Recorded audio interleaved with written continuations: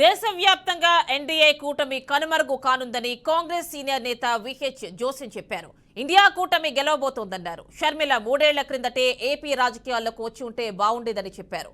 రాహుల్ ప్రధాని అయ్యాక రిజర్వేషన్లపై సీలింగ్ తో పాటు అగ్నివీర్ వ్యవస్థను రద్దు చేస్తామన్నారు.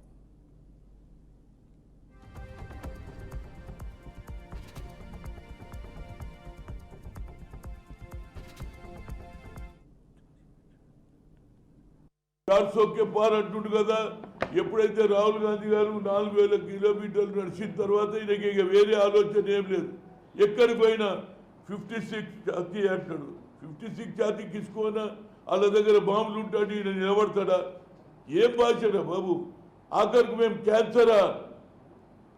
ఏది ఇండియా కూటమి cancer? There is all parties people. మా అందరు క్యాన్సర్ ఉన్నాదిరా బాబు. మేము వస్తానట ఏది డెవలప్మెంట్ ఉందనట, ముస్లింలు వచ్చి ఆడవాళ్ళ పుస్తలు ఎత్తుకపోతారంటారు, బంగారం. ఏం భాష? ఒక పక్క ఎలక్షన్ కమిషన్ చెప్తుంది నో ఎమోషనల్ స్పీచెస్. ఇవాళ అన్నా కానీ ఆయన ప్రధానమంత్రి మాట్లాడుతున్నాడు. Election commission can understand. First of all ప్రధానమంత్రి అమిత్ షా మాటలలో మార్పు రావాలి. కేవలం ఓట్ల గురించి ప్రజలు, అదే రాజీవ్ గాంధీ అంటున్నాడు ఇవాళ నఫరత్ చూడంటే విద్వేషాన్ని పక్కకు పెట్టండి, ప్రేమించమని చెప్తున్నాడు. విద్వేషాన్ని వెరచగొడుతుడు. వాళ్ళ తండ్రి కూడా రాజీవ్ గాంధీ కూడా సద్భావన చేశాడు.